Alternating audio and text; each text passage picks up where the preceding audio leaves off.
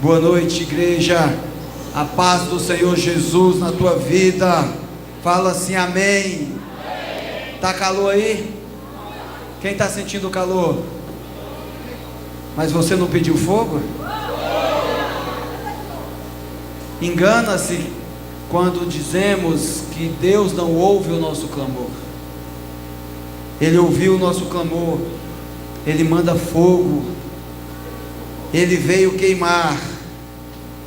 O mundo aí fora está celebrando a festa da carne, mas nós estamos aqui essa noite para celebrar o nome que está acima de todo nome, o nome de Jesus. Glória a Deus. Nós sabemos que tudo que sabemos a respeito de Deus é por sua vontade. Quando Ele nos revela algo, nós aprendemos, colocamos em prática. E Ele quer morar dentro de nós. Ele fala desde a eternidade: e farei morada dentro daqueles que me buscaram. Nós ouvimos e muitas vezes não compreendemos a palavra, por isso o ignoramos. Quando nós ignoramos a palavra, queridos, nós só fazemos isso porque estamos vivos.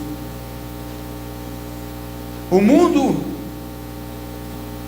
as pessoas, a grande maioria das pessoas estão hoje, estiveram sexta, estiveram no sábado, estarão amanhã, na terça. Em algumas cidades, em alguns estados do Brasil, vai se prolongar por mais uma semana o carnaval. Carnaval significa festa da carne, onde as pessoas celebram os seus desejos mais impuros. E nós sabemos que aquele que vive pela a carne, que pratica as obras da carne, torna-se inimigo de Deus, é passível de morte, da morte eterna, porque a obra da carne aponta para o pecado, e o pecado tem como pagamento morte. Mas nós sabemos, queridos, que nós não vamos mais ignorar a palavra de Deus. Diga amém. Amém. Fala assim: a partir de hoje, eu vou prestar bastante atenção na palavra de Deus, porque eu vou praticar, eu vou sair do engano. Quem consolida isso na sua vida, diga amém. Amém. Está ligado no céu o que você acaba de decretar na terra, em nome de Jesus. A palavra de Deus vai entrar, a palavra de Deus vai fazer parte do teu interior, e lá dentro ela vai causar um alvoroço, uma explosão, um terremoto. Deus vai transformar você através da palavra. Diga aleluia. Só ignora a palavra de Deus, meu irmão, quem vive para o mundo, quem vive na carne, porque a carne é inimiga da vontade de Deus. O pecado é consumado na carne. Mas hoje nós vamos aprender algo muito importante. Nós vamos aprender a lucrar na morte.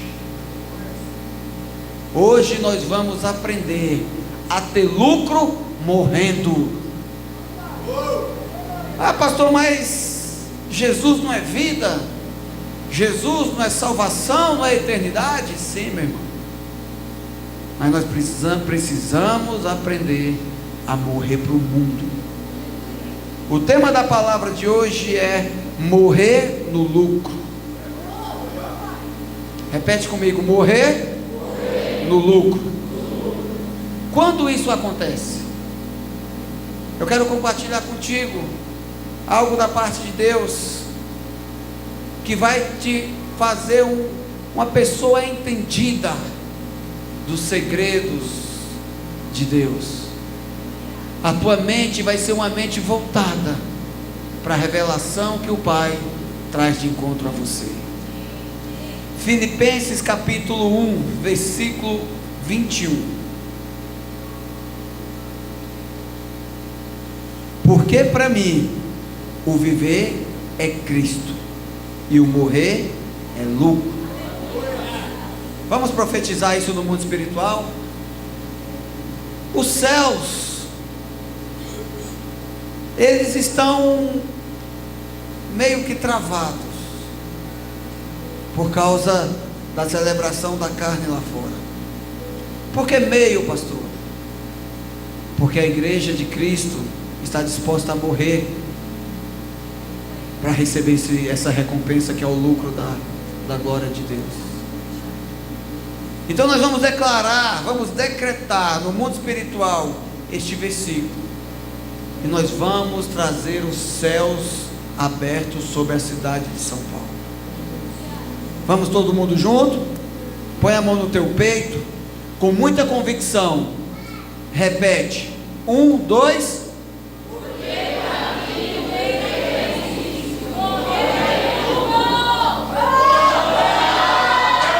Porque para mim o viver é Cristo e o morrer é lucro, em nome de Jesus. Nós estamos, querido, no momento de receber as grandes oportunidades de viver isso que o apóstolo Paulo afirma: viver para Cristo. O viver para mim é Cristo e o morrer é lucro. Mas quem pode afirmar isso com tanta convicção? Quem pode decretar isso de maneira tão profunda? Somente alguém como o apóstolo Paulo. Uma pessoa que não desperdiçou as oportunidades que Jesus lhe deu.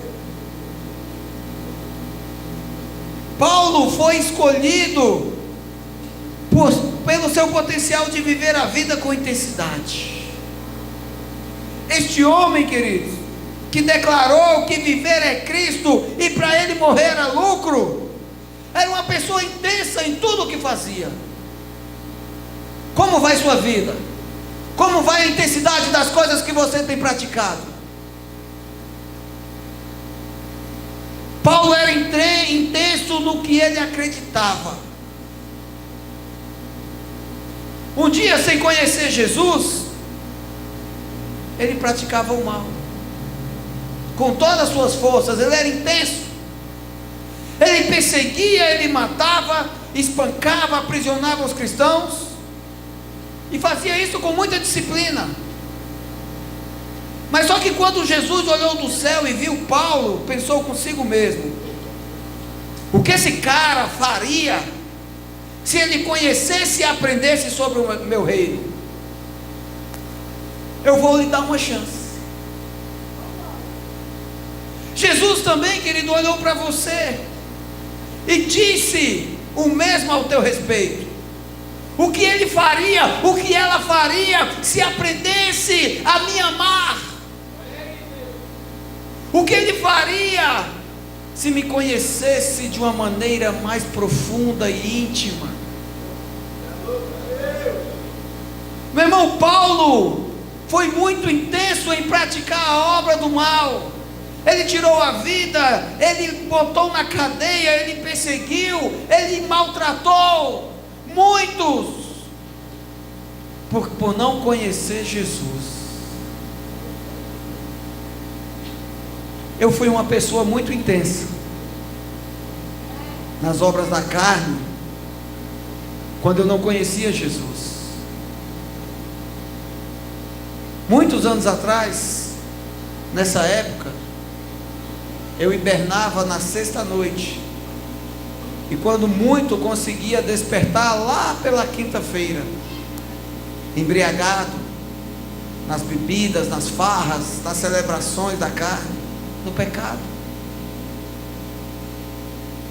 Quem era você antes de conhecer Jesus? Quem é você sem conhecer tudo o que Jesus quer se mostrar para você? Quem é você, meu irmão, sem Jesus? Qual é a intensidade dos teus atos sem a presença de Deus, sem saber a respeito do reino? Só que hoje Jesus te escolheu. Fala comigo: Jesus me escolheu. Jesus me escolheu. E Ele decidiu. Repete: Ele decidiu. Me dá uma oportunidade. Olha para a pessoa que está do teu lado e fala assim: hoje Jesus está te dando mais uma chance de ser intenso.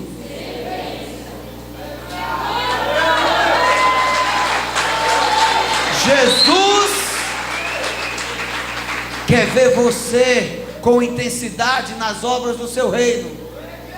É por isso que Ele te trouxe aqui, meu irmão, para te abrir os olhos, para te revelar da sua identidade, para te queimar, para consumir a tua carne com o fogo santo de poder. Quando você olhou para o altar, você viu aqui uma nuvem de fogo, você viu uma fumaça. Sabe o que era isso, meu irmão?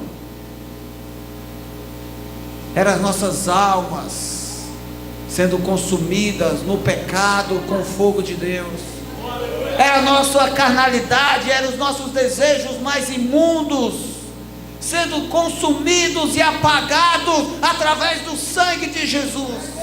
O sangue de Jesus veio como uma gasolina, o Espírito Santo veio e abraçou, então subiu ao céu uma fumaça para falar: Ele vai mudar, ela vai mudar. Hoje é o primeiro dia de transformação da sua vida. Hoje é o primeiro dia do resto da tua vida pela eternidade. Com qual intensidade você serviu a tua carne? Você concebeu os desejos do pecado na tua vida, meu irmão? Deus espera de você uma intensidade maior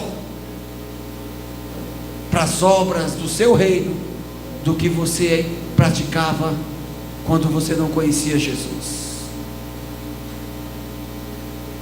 Ele vai te dar uma chance, como deu ao apóstolo Paulo. Atos capítulo 9, versículo 1. Paulo era intenso, muito intenso, até no seu respirar ele já assustava. Olha só o que a palavra fala: enquanto isso, Saulo ainda respirava ameaças de morte contra os discípulos do Senhor. Dirigindo-se ao sumo sacerdote, pediu-lhe cartas para a sinagoga de Damasco, de maneira que, caso encontrasse ali homens ou mulheres que pertencessem ao caminho, pudesse levá-los presos para Jerusalém. Em sua viagem, quando aproximava de Damasco, de repente, fala assim comigo, de repente, brilhou ao seu redor uma luz vinda do céu.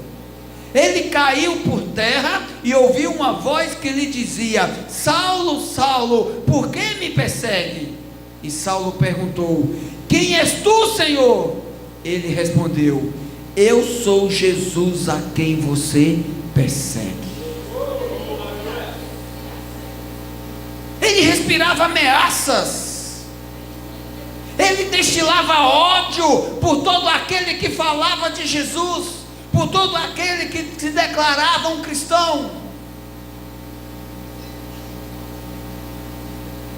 Muitos de nós, queridos, nunca perseguiu a igreja como Paulo, nunca atacou a palavra, mas foi intenso no pecado. Quantos se deleitaram nos pecados da idolatria? Quantos renderam sua carne no sexo, na droga, na bebida? Quantos mergulharam a sua vida por inteiro nas coisas erradas deste mundo, como crimes, roubos? Quantos de nós, meu irmão, mesmo sem atacar a igreja, mesmo sem perseguir o povo de Deus, destilava ameaça até na forma de respirar? Quantos não andaram ou andam com a sobrancelha cerrada, que só de olhar para você dá medo?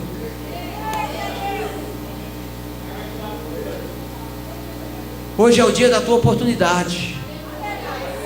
Você pode ter entrado aqui com a sobrancelha, com a alma fechada, com o coração blindado, mas você vai sair daqui com um homem que viu de repente uma luz vinda do céu e transformando a sua vida. Ele diz, ele fala o teu nome, da mesma forma que se dirigiu a Paulo: Saulo, Saulo, por que você me persegue? Por que você me persegue? Nós não perseguimos Jesus só quando atacamos a sua igreja. Nós perseguimos Jesus, meu irmão, quando nós atacamos os bons costumes, nós atacamos a paz, nós atacamos os princípios familiares, os princípios de ordem e decência, quando nós nos rendemos à carnalidade. A chance de Paulo chegou, de repente. Eu acredito que ele estava no caminho de Damasco, em uma comitiva, e de repente, aquele facho de luz, aquela luz brilhante veio ao seu encontro, ele já caiu por terra, e aquela voz dizia: eita, é duro para você recalcitrar contra os meus aguilhões, porque você está lutando, porque você está perseguindo a verdade, porque você está vindo contra quem você não pode. Ah, pastor, eu não consigo vencer a minha vontade. Consegue, meu irmão. Eu não consigo parar de pecar. Consegue. Eu não consigo parar de jogar jogos proibidos. Eu não consigo parar de beber. Eu não consigo deixar de fumar. Eu não consigo deixar de usar droga. Consegue, meu irmão? Eu não consigo deixar a pornografia na internet. Consegue, meu irmão? Eu não consigo parar de fazer fofoca. Consegue? Eu não consigo parar de roubar a Deus. Consegue? Fala assim comigo: é de repente que vem do céu uma luz muito forte para estabelecer a mudança. A chance de Paulo já veio logo com uma queda e cegueira. Você está tão preso no teu mundinho aí, no pecado, no teu desejo, na tua escuridão, que a luz vai vir para arrastar todo mundo para o claro. Vai te derrubar, meu irmão. Vai te deixar cego. Vai te deixar cego para o mundo. Vai te deixar cego para o teu desejo. Vai te deixar cego para a tua vontade. Jesus precisava ter um particular com Paulo, e ele deixou ele cego por 3 dias. 3 dias ele ficou sem enxergar nada. Jesus cegou os seus olhos por 3 dias, só para estabelecer um particular com ele. Vai precisar você cair, vai precisar você ficar cego, para você começar a estabelecer um particular com Jesus?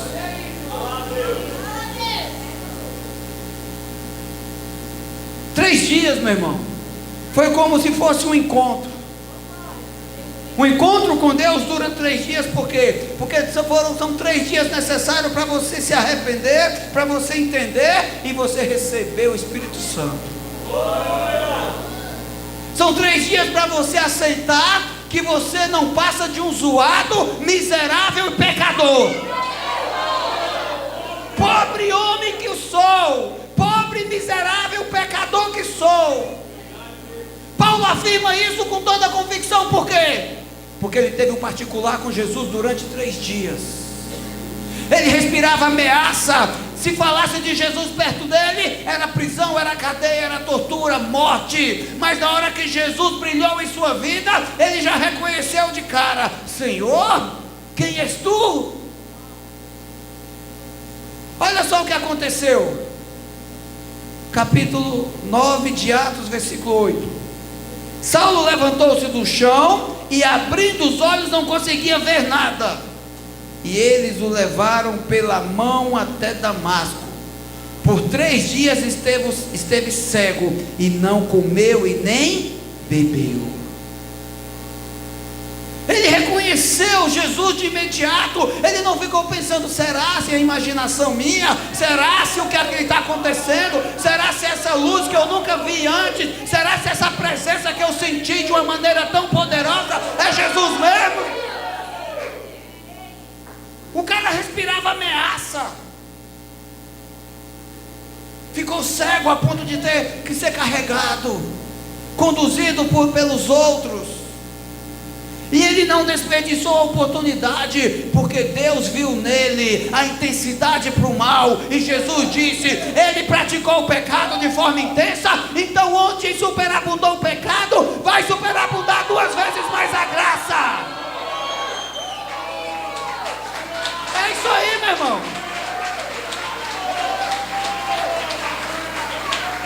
A Bíblia fala assim: onde abundou o pecado, vai superabundar a graça. No nosso caso aqui, a coisa está tão brava que Deus fala: onde está superabundando o pecado, vai superabundar ainda 2 vezes mais a minha graça. Nós chamamos a atenção de Deus com o nosso pecado. Ele olhou, então Ele quer que a gente tenha a mesma reação que Paulo teve. Durante aquela experiência, ele se trancou no particular com Jesus e entrou num jejum de 3 dias. Esse jejum, meu irmão, fez com que Paulo se desconectasse com o mundo, com as ameaças, com os paradigmas, com a religiosidade que habitava em seu coração. Nesse jejum de 3 dias, que ele ficou isolado ali, ele se conectou completamente em Jesus. Foi por isso que lá na cadeia, ele, diante dos açoites, diante da tortura, das acusações, ele ignorou toda dor, toda injustiça e se conectou com Jesus. E a sua conexão provocou um terremoto para trazer liberdade. Aprenda a se desconectar das dores, se conectando em Jesus. Enquanto ele estava fazendo jejum, enquanto ele estava conectado com Jesus, Deus mandou um servo ir até aquela casa. Nesse intervalo, Deus procurou um homem chamado Ananias e disse a ele: Ananias, vai até a rua direita, na casa de Simão, o curtidor. Lá está hospedado um homem chamado Saulo de Tarso. Põe a mão sobre ele e profetize novamente as vistas. Aí Ananias falou: quem, Senhor? Tem hora que Deus fala com a gente estava de bobo, né? Quem, Senhor? Saulo de Tarso. Está na casa de Simão, o curtidor. Vai lá, põe a mão sobre a cabeça dele e fala: volte a enxergar. Tem hora que Deus fala com a gente ainda quer argumentar com Deus. Tem pessoas que vivem falando: Jesus aparece para mim, Jesus te revela. Jesus, claro que eu não vou fazer isso. Eu não vou fazer isso. Aí você fala: por quê? Porque Jesus fala: se eu aparecer para você, você vai querer pregar para mim.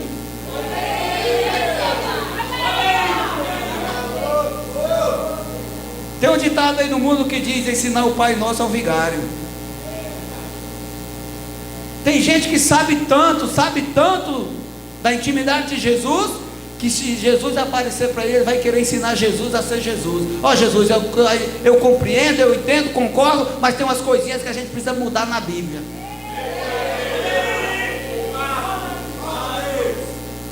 Deus mandou, meu irmão, não duvida não, avante. Olha só o que Deus falou para Ananias depois que ele debateu e falou: Saulo, aquele que mata crente, aquele que persegue, aquele que põe na cadeia, o senhor quer que eu vá lá passar a mão na cabeça da onça? O senhor está mandando eu ir lá abraçar o leão, pôr a mão dentro da jaula e ficar brincando com ele como se fosse um gatinho? Deus falou: é isso mesmo. Deus manda, não duvide, obedeça. Atos capítulo 9, versículo 15. Mas o Senhor disse a Ananias: vá a este homem, este homem é meu instrumento essencial especial colhido para levar o meu nome perante os gentios e seus reis, e perante o povo de Israel. Mostrarei a ele o quanto deve sofrer pelo meu nome. Então Ananias foi, entrou na casa, impôs as mãos sobre Saulo e disse: irmão Saulo, o Senhor Jesus, que lhe apareceu no caminho por onde você vinha, enviou-me para que você volte a ver e seja cheio do Espírito Santo. Coloca a mão sobre a tua cabeça aí. Quem aí que reconhece que é um miserável pecador? Eu sou o primeiro, querido. Enquanto a gente não reconhecer que somos pobres, miseráveis, pecadores, nós não conseguiremos o perdão, porque Deus só perdoa aquilo que existe. Se o pecado não existe na tua vida, não há por que perdoar. Se você acha que não tem pecado, você não se arrepende. Fala assim comigo: vamos ser Ananias e Saulo ao mesmo tempo, capite? Estou treinando para ir para outras nações. Põe a mão na tua cabeça e fala assim: Saulo, irmão Saulo, volte a ver, pois o Senhor Jesus, que aparece para você, de repente, no meio do caminho, me enviou para que você veja e seja cheio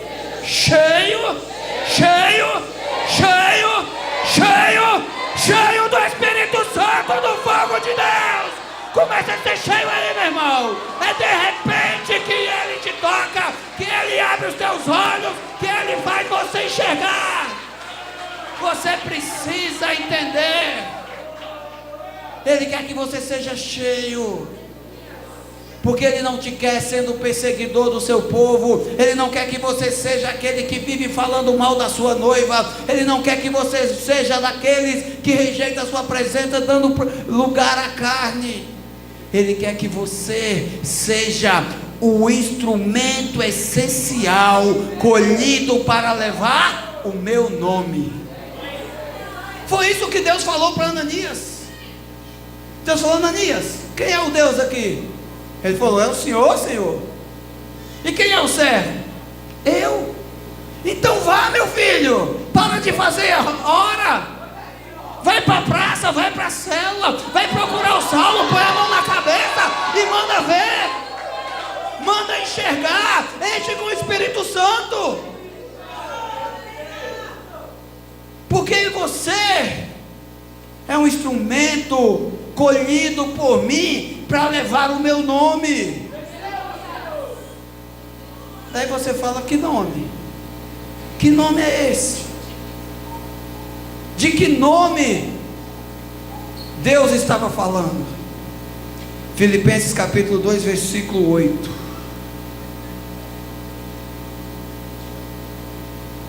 Eu vi um caso essa semana de uma pessoa que disse que ouviu de um ateu, se eu não me engano, que Deus era ruim porque Deus abandonou o seu filho, desprezou o filho Jesus. Aí na hora que a pessoa me contava a história, eu falei: peraí, mas onde Jesus está? Onde o Filho de Deus está? Eu queria ser abandonado todo dia por Deus dessa maneira. E sendo encontrado em forma humana, humilhou-se a si mesmo e foi obediente até a morte, e morte de cruz. Foi o Pai que providenciou a cruz para Jesus. Por isso Deus o exaltou à mais alta posição e lhe deu o nome que está acima de todo nome, para que ao nome de Jesus se dobre todo joelho, no céu, na terra e debaixo da terra, e toda língua confesse que Jesus Cristo é Senhor, para a glória de Deus Pai. O nome de Jesus tem poder, meu irmão. É o nome que está acima de todos os nomes. Esse nome tem poder para salvar, para abrir as portas fechadas, para quebrar as correntes, para trazer luz para a escuridão. É este nome que Deus está mandando você levar. É para esse nome aí que Deus quer ver na tua boca. É esse nome é para esse nome que Deus quer ver o teu joelho dobrado. É para esse nome que Deus vai receber glória, meu irmão. Porque cada vez que você falar eu amo Jesus e compartilhar isso com mais alguém, que a cada joelho que se dobre, a glória vai para o Pai através de Jesus. É o nome de Jesus que nos dá autoridade para vencer as trevas e os desafios dessa vida. É o nome de Deus, é o nome que reverte até a morte. É o nome pelo qual clamamos, Abba, Paizinho. Ele diz: todo aquele que clamar em meu nome será salvo. É esse nome que Ele quer fazer conhecido de você. 1 Samuel capítulo 17, versículo 41. Vamos falar aqui um pouquinho a respeito de um homem que era especialista em adoração. E ele sabia que havia um nome, e ele pôs esse nome como arma mais poderosa em suas batalhas. Nós sabemos, queridos, que o rei Davi venceu Golias, amém? Todo mundo sabe essa história. Mesmo aquele que nunca ouviu falar de Deus, já ouviu falar de Davi e Golias. Sim, é verdade. Tem pessoas que nunca ouviu falar de Deus, nunca ouviu falar de Jesus, mas já ouviu em algum lugar uma historinha de Davi e Golias. Nós sabemos que cerca de 40 dias o exército de Israel estava acuado no vale de Elá, e os filisteus, com um forte exército, com homens gigantes acampados de frente, como Saulo, exalavam medo. E no meio deles tinha um filisteu chamado Golias, que por 40 dias ele vinha para o centro do vale e gritava e ameaçava e instigava o exército para a batalha. Olha só o que está escrito aqui. Enquanto isso, o filisteu com seu escudeiro à frente vinha e aproximando-se de Davi, olhou para Davi com desprezo, viu que era só um rapaz ruivo e de boa aparência e fez pouco caso dele. Segura aí. Davi chegou naquele vale no meio da batalha. Ele foi levar mantimentos para os seus irmãos e algumas ofertas para o rei, que o seu pai Jessé enviou. Quando Davi chegou, viu aquele cenário: um gigante bradando, ameaçando, e um exército valente acovardado. Davi olhou para um lado, olhou para o exército. Peraí, eu sou fã de vocês, ó, meu Facebook só tem declaração de amor e de respeito por vocês estão tudo aí com medo? Quem é esse incircunciso que está lá no meio do vale gritando? Se fosse do norte aqui, ele falava: quem é esse abestado? Então eles falaram: é o filisteu, é o gigante, e ele propôs uma batalha. Se no exército de nós tiver um homem valente para vencer, todo o exército dos filisteus se renderá. Davi falou: esse negócio não vai ficar assim não. O irmão de Davi, chamado Eliabe, que era um general experiente, um homem de batalha, um homem forte, um soldado bem experiente, especialista em guerras, pegou o Davi e falou: vem cá, moleque presunçoso, onde você deixou as ovelhas do nosso pai? Abandonada no meio do deserto? O que você veio fazer aqui? Você veio ver morte e sangue no meio dessa batalha? O que você espera aqui? Davi olhou para a cara dele: o que eu fiz? Me solta. O que o rei falou que vai dar mesmo para quem acertar as contas com aquele cara lá? Bom, a casa do seu pai vai receber isenção de impostos pela vida inteira. Vai casar com a filha do rei e vai ganhar uma bolada em dinheiro. Davi olhou: é o que tem para hoje? está na mão. Nem precisava disso, meu irmão. Davi sabia de uma coisa, que talvez todo o exército de Israel também sabia, só que eles não guardavam a palavra, porque eles viviam na carnalidade. O medo é uma coisa que aflora a tua carne. O medo é uma coisa que paralisa você na carne, meu irmão. Quando você vive conectado em Jesus, você não enfrenta o medo, você usa o medo para ajustar a tua ousadia e não se expor a riscos desnecessários. O medo não é ausência de coragem. O medo é o espinho que Deus deixa na nossa carne, assim como Ele fez com Paulo, para manter o controle. Olha só aqui no versículo 43.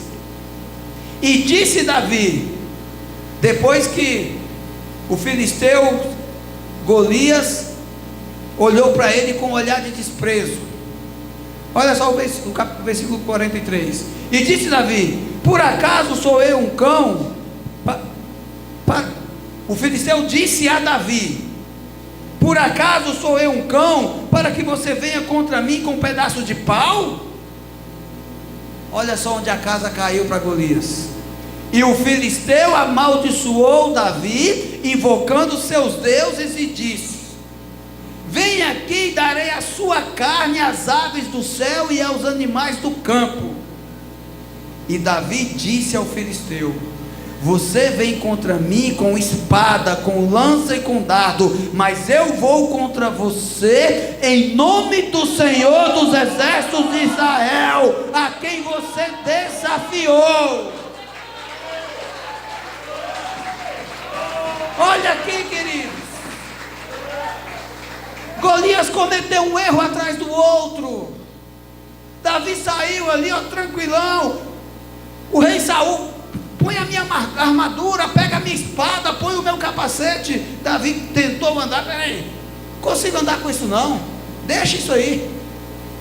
Eu tenho o nome do rei do exército de Israel, o meu Deus, é só disso que eu preciso. Davi tinha convicção de que no nome de Deus ele iria vencer aquele gigante.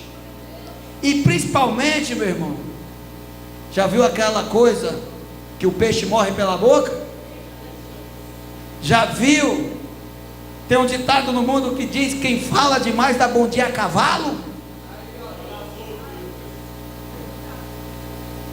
Toma cuidado com o que você anda falando, meu irmão, porque a Bíblia fala que é pelas nossas palavras que nós seremos julgados. Esse gigante chamado Golias estava há 40 dias fazendo barulho ali, amedrontando todo um exército. Quando um especialista de guerra olhou para ele, que era Eliabe, e falou para Davi: Davi, você está querendo enfrentar ele? Não dá, eu já medi, eu sou especialista, eu entendo de arma. Olha só, a ponta da lança dele pesa 7 quilos, você não vai fazer nada contra ele, ele vai te matar, menino. Davi olhou para Eliabe e falou: o que eu fiz contra você, rapaz? Você é especialista em guerra, eu sou especialista em Deus. É o nome do meu Deus que eu vou levar para a batalha. Ele pode vir com arma, com lança, com escudo, ele pode vir com armadura, mas eu vou no nome do meu Deus. Deus está procurando pessoas para ir em seu nome, meu irmão. Davi sabia que Golias acabou de se condenar no momento que ele fez isso aqui. Olha só, no versículo 43. E disse a Davi: por acaso sou um cão para que você venha contra mim com pedaços de pau? Olha só o erro de Golias. E o filisteu amaldiçoou Davi. Quando Davi viu ele amaldiçoando ele, ganhei. Eu fico imaginando Davi olhando assim: já era, perdeu o grandão, perdeu o playboy. Davi lembrou da aliança que Deus fez com Abraão lá atrás, meu irmão. Deus falou para Abraão: todo aquele que te abençoar eu abençoarei, mas aquele que te amaldiçoar eu também amaldiçoarei. Ele vai morrer. Davi sabia que a vitória dele estava, foi por isso que ele falou: eu vou no nome do meu Deus, o Senhor dos exércitos de Israel, e Ele vai dar o teu corpo para mim. E Golias falou: não, eu vou dar a tua carne para os animais do deserto. Davi falou: que carne? Que não tem carnalidade não, meu irmão. Aqui é santo, aqui anda em espírito. Você vai arrumar carne para alimentar os chacais, os ursos, as aves de rapina? Vai procurar em outro lugar, porque aqui é crente, aqui é santo, aqui é filho de Deus. O inferno, meu irmão, só vai dar carne para alimentar os chacais do deserto, daqueles que alimentam a carnalidade. Homem e mulher de Deus que busca intimidade, vive em espírito, e esse o inferno não tem acusação. Davi sabia que ele estava guardado pelo nome do Senhor de Israel e pela promessa, pela aliança que ele havia firmado com Abraão. Olha só aqui o que Jesus afirmou em Marcos 16:17. Davi sabia disso, porque Deus revela os seus oráculos, os seus segredos a todos aqueles que entram na sua intimidade. Toda vez que você entrar na intimidade de Deus, você vai sair cheio de autoridade, você vai sair dali sabendo um monte de segredos que Ele vai revelar para você. Olha só o que Jesus disse: estes sinais acompanharão os que crerem em meu nome, expulsarão demônios, falarão novas línguas, pegarão em serpentes, e se beberem algum veneno mortal, não lhe fará mal nenhum, e porão as mãos sobre os doentes, e estes ficarão curados. Davi sabia disso. Ele está vindo com lança, com facas, com espadas. Eu vou em nome do meu Deus. Davi afirmou para ele mesmo e disse: é hoje o meu dia, é hoje o dia de eu vencer no nome do meu Deus. E sabe como é que Davi foi para cima de Golias? Ele foi avante para cima de Golias, desse jeito aqui, ó. 1 Samuel 17:48. Quando o filisteu começou a vir na direção de Davi, este correu depressa. Fala assim: correu depressa, na direção da linha de batalha para enfrentá-lo. Doido. Quem tem convicção de que Jesus está com ele, meu irmão, corre. Tem gente que fala: eu acredito em Jesus, Jesus é o meu Senhor, Jesus é meu escudo, é minha fortaleza. O primeiro problema, o primeiro gigante que surge ali, ele, ó, o gigante lá, e ele, ó, covarde, foge. Só que enquanto o Golias veio ali com toda a sua imponência militar e ódio, marchando contra Davi, o molequinho lá que ele desprezou, o garotinho bonitinho, né, que a Bíblia fala que ele tinha boa aparência, olhou, tá vindo, ó, foi para cima, marchou, avançou com velocidade, porque ele sabia que o gigante ia tombar por causa do nome de Deus que estava em seu favor. Ele falava: já que o gigante vai cair, vamos logo, que eu não vou perder tempo para abraçar a minha bênção. Meu irmão, Deus fala para você: avança, e você fica parado. Ah, pastor, eu já estou há 3 dias cego. Meu irmão, então abre os olhos e comece a enxergar. Seja cheio do Espírito Santo, comece a andar. Deus quer pessoas para carregar o seu nome. Deus espera de você atitudes para vencer batalhas em seu nome. Ah, pastor, mas o gigante é grande, meu irmão. Quanto maior o gigante, maior a queda. Porque o nome que está com você é o nome que está acima de todo nome, é o nome que todo joelho há de se dobrar. E se esse joelho que está avançando contra você é um joelho que está amaldiçoando, são pernas, são línguas que estão falando contra o teu Deus, não se preocupa não, marcha para cima com velocidade, avança com vontade, porque quando se cruzar com o nome de Jesus, vai tombar, vai se dobrar e vai reconhecer que só Jesus é Rei. Jesus é o Rei da tua vida. Não despreza isso não, filho. Olha só o que Davi falou aqui, Salmos 20, versículo 7. Alguns confiam em carro e outros em cavalos, mas nós confiamos no nome do nosso Deus. Onde você confia? No salário que você ganha? E se perder o emprego? Eu arrumo outro. e se a porta se fechar? Eu vou para o farol vender água, vai mesmo? Ah, eu vou juntar latinha, vai mesmo? Eu vou procurar terreno para capinar, tem certeza? Não, eu confio no dinheiro, eu sei ganhar dinheiro, sabe mesmo? Chega lá com a mala cheia de dinheiro na porta do céu e fala: Jesus, quanto é para entrar? Isso aí você faz na porta da boate, para alimentar a tua carne, mas no céu não, meu. Dinheiro não compra a entrada no céu. Dinheiro não faz a tua vida melhor. Dinheiro, ele pode abençoar e prosperar as tuas obras, os teus caminhos, mas depois que o sopro de vida se esvai de você, meu irmão, acabou o dinheiro. O máximo que ele pode fazer é que a tua carcaça seja enterrada para os chacais do deserto não vir te consumir. O dinheiro é daqui, o dinheiro fica aqui, mas nós precisamos entender que nós nascemos para nos conectar em Jesus pela eternidade. Fala assim: eu quero.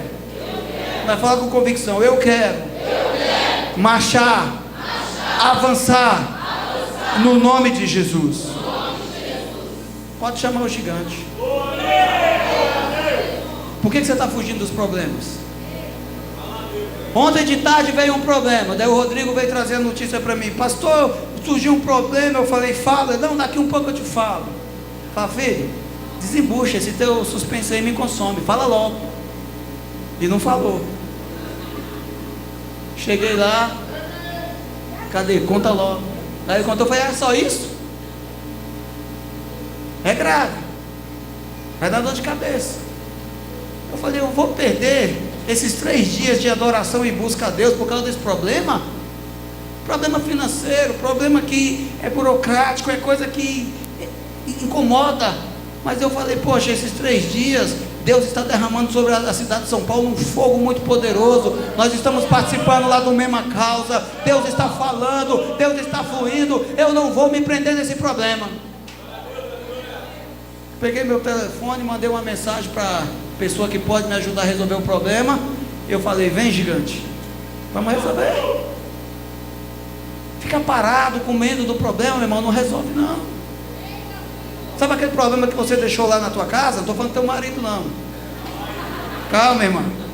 Porque tem mulher que vai chegar em casa e vai falar: o pastor falou, vou ferver uma água e jogar no ouvido dele. Não, falei nada disso. Eu me lembro como hoje, uma senhora me procurou e falou: pastor, eu não aguento mais meu marido. Meu marido, ele está muito doente, mas ele é agressivo, ele me espanca, ele me persegue. Ora aí para Deus matar ele, para ele morrer logo. Eu falei: misericórdia, irmão, pelo amor de Deus, de jeito nenhum. Eu vou orar para Deus restaurar teu casamento, restaurar o teu marido, para Deus mudar a tua história. Sabe o que ela ouviu? Blom, blom, blom, blom, blom, blom, blom, blom, blom. Ela ouviu isso. Ela estava tão na carne, meu irmão, que quando ela veio pedir um conselho para mim, eu falei uma palavra, ela entendeu o que ela queria. E sabe o que ela saiu falando para as pessoas? O pastor Wagner está me ajudando na minha batalha. Ele está orando comigo para Deus matar meu marido, e eu vou me ver livre dele logo, logo. Pode falar mal de mim, eu quero ver ser eu. Aí vocês ficam achando que a minha vida é moleza, né? O meu celular ele não toca, querido, ele explode. Eu falei: irmão, quando foi que eu falei isso? Não, você falou, pastor, que você ia orar para Deus dar um jeito no meu marido. Eu falei: não é esse jeito que a senhora quer não, minha irmã.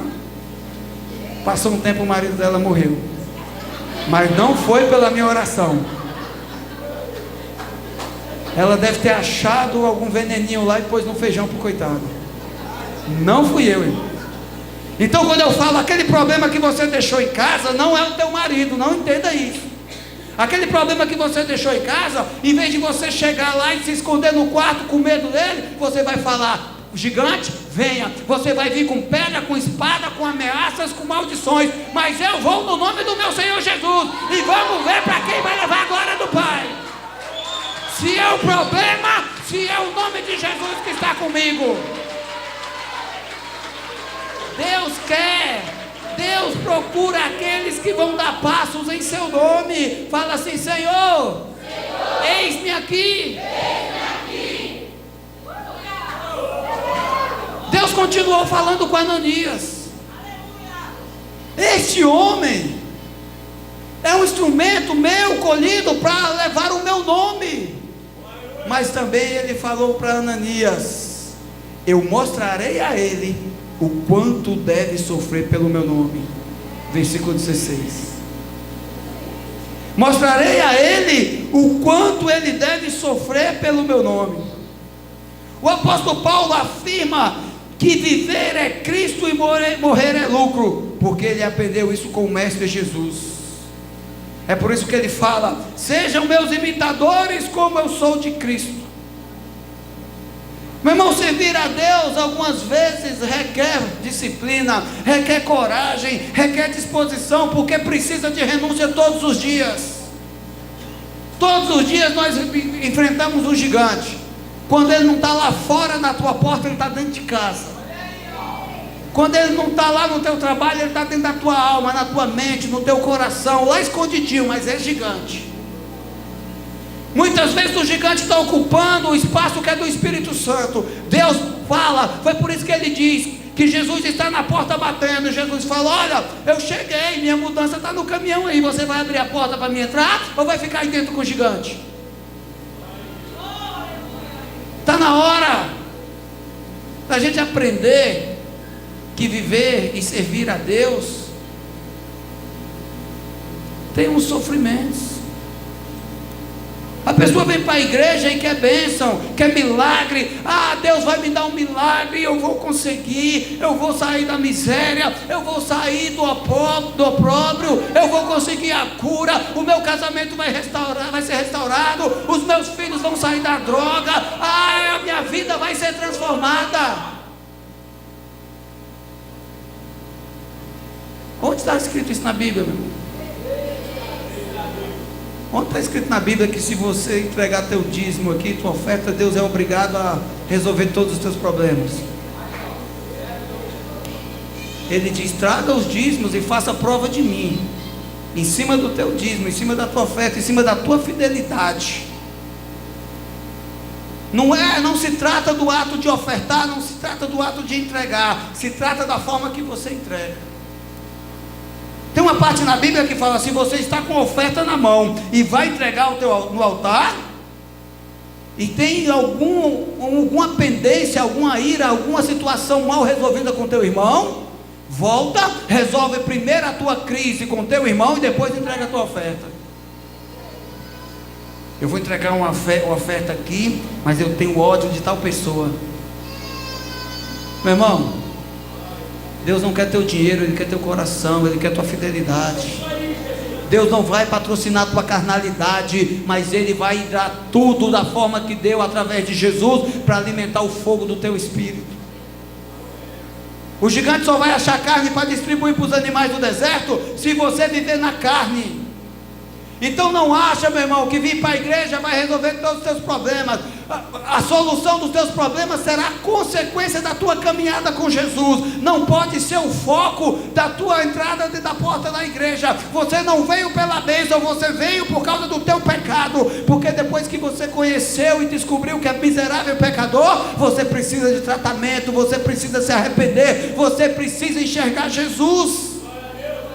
Quem entende isso, diga amém.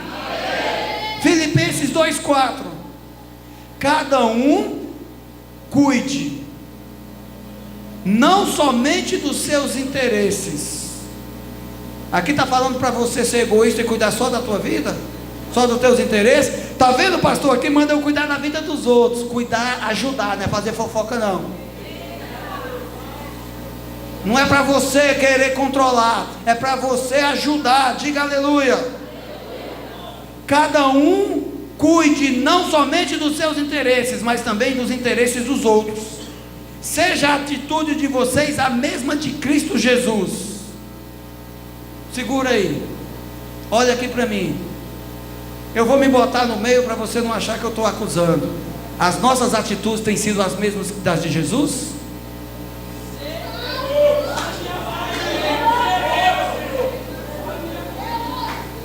Será se lá Na madrugada você não passou o canal lá e parou, vou só dar uma olhadinha para ver como é que está o carnaval.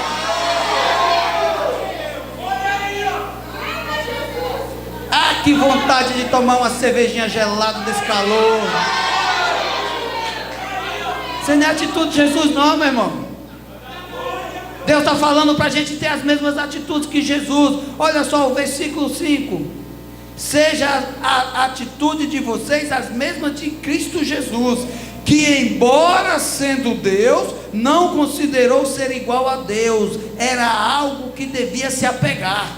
Jesus sabia que ele era Deus, mas ele não quis se apegar. Antes ele preferiu a mim e você, mas esvaziou-se de si mesmo, vindo a ser servo, tornando-se semelhante aos homens, e sendo encontrado em forma humana, humilhou-se a si mesmo e foi obediente até a morte, morte de cruz. Sabe o que Jesus fez aqui? Negou a sua vontade, ele se tornou homem, se arrependeu e se rendeu à vontade do Pai, só para mostrar para mim e para você que é possível o arrependimento, é possível viver uma vida sem pecado, é possível atrair a presença de Deus em santidade. Ah, mas ele fez isso porque era Deus. Não, aqui está falando, ele se tornou homem e na forma humana humilhou-se a si mesmo e foi obediente até a morte, morte de cruz. Para nós seguirmos Jesus, queridos, nós devemos ir até o fim, nós temos que estar dispostos a ir até a cruz, nós não podemos temer a morte, diga aleluia, pois quanto mais tememos a morte, mais ela nos domina. A morte anda aliada com medo. Se isso não parar na tua vida, a morte vai conquistar a tua alma. O apóstolo Paulo descobriu isso. Ele visitou o terceiro céu. Ele fala, eu não sei se foi em corpo ou foi em espírito, mas eu fui e vi coisas inefáveis. Por 3 vezes eu orei ao Senhor pedindo para Ele me livrar das perseguições, e tinha um espinho na carne que me atormentava. E sabe qual foi a resposta de Deus? A minha graça, o meu favor, o meu perdão por você já basta. O que você espera mais de Deus, queridos? Paulo sabia, meu irmão, que viver em Cristo faria para ele morrer no lucro. Sabe por quê? Porque ele sabia que a sua vida não valia nada se não fosse para servir a Deus. Para que você acha que serve a tua vida?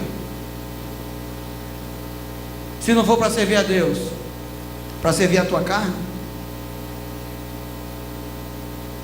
para servir a droga, para servir o ódio, a contenda, para idolatrar o dinheiro e os bens materiais. Você acha que a tua vida, o sentido dela, Jesus veio para aquela cruz só para você poder ostentar as tuas conquistas, meu irmão?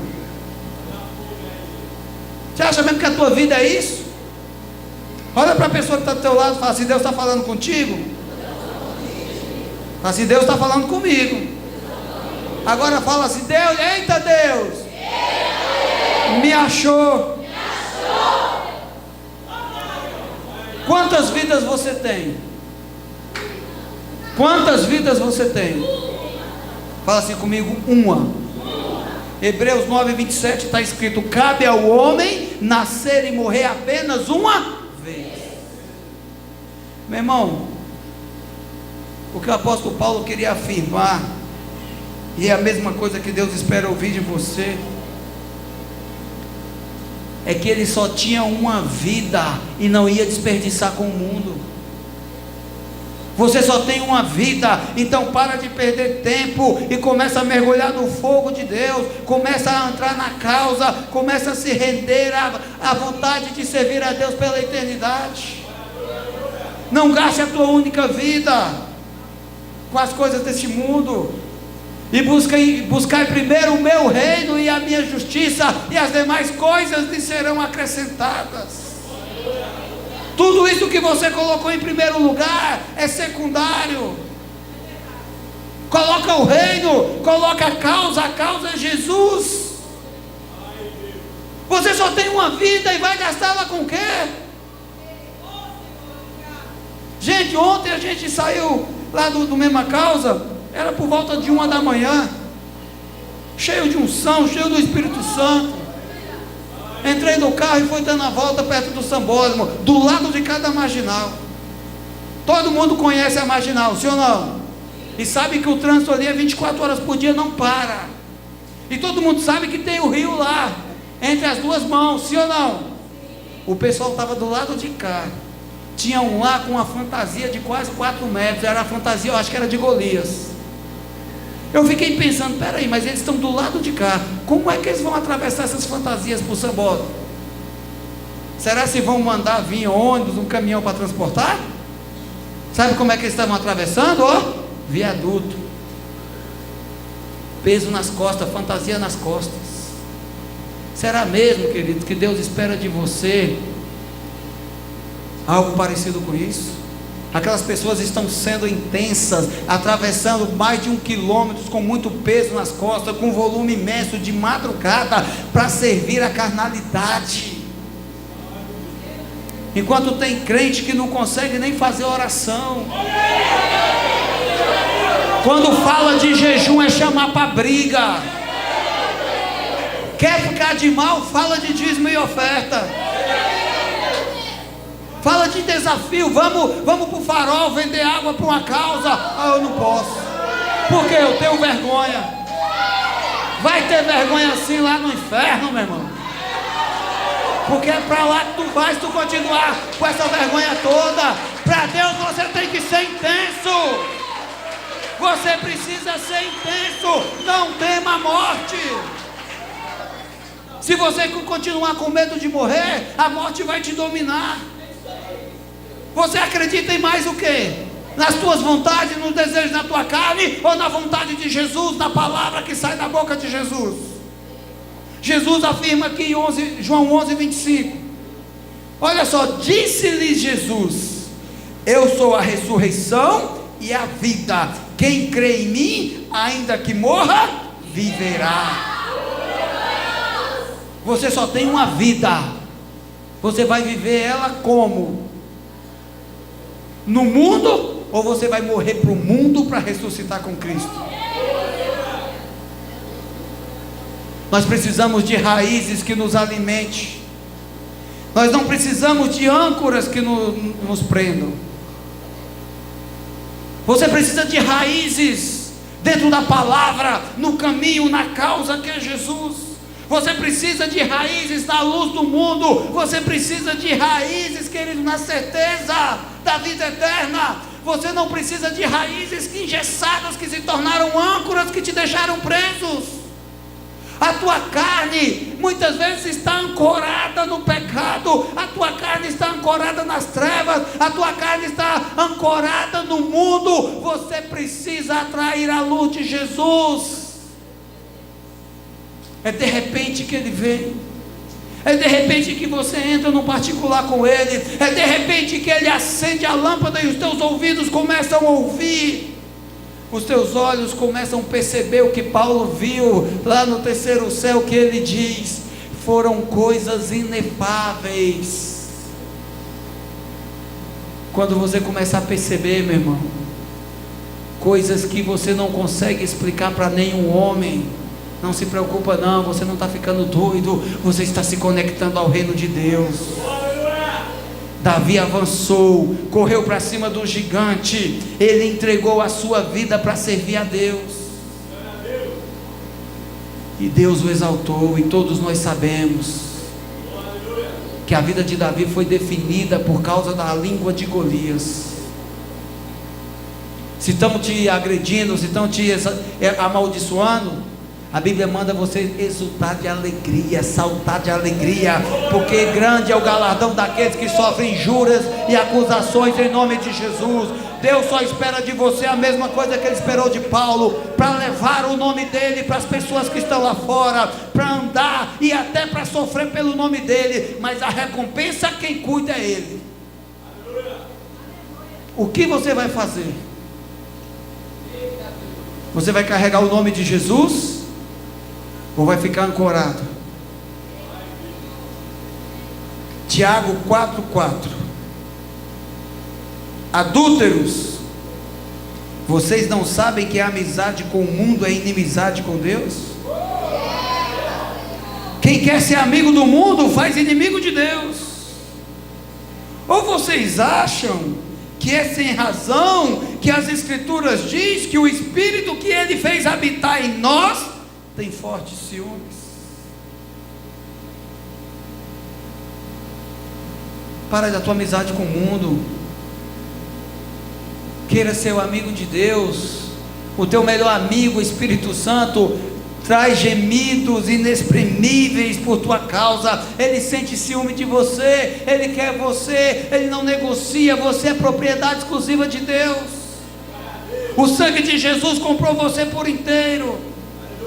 O sangue de Jesus comprou você o tempo integral. Ah não, mas no carnaval eu vou lá dar uma sambadinha. É 24 horas por dia pela eternidade, meu irmão. Se você entender isso aí, você vai afirmar como o apóstolo Paulo: viver para mim é Cristo. Fala assim: viver é Cristo. Tem que viver em Cristo. Tem que estar conectado, tem que receber a revelação, a direção do caminho. Quanto mais você se conecta com Jesus, mais na palavra você avança. Quando você vê na Bíblia, Davi correu para cima de Golias, é porque ele sabia que o nome que o resguardava era o nome mais poderoso. Davi fez do nome de Deus a sua arma, a sua armadura, a sua ferramenta mais poderosa de guerra. Não faça dos teus recursos, não faça da tua vontade, não faça do conhecimento teu que é limitado a tua arma de defesa. Coloque toda a tua expectativa no nome de Jesus. É o nome de Jesus, meu irmão, que vai fazer com que isso se cumpra também na tua vida. Morrer para mim é lucro quando eu vivo em Cristo. Paulo tinha pressa de morrer, de passar desse mundo, porque nesse momento ele estava preso dentro de uma das prisões de Roma.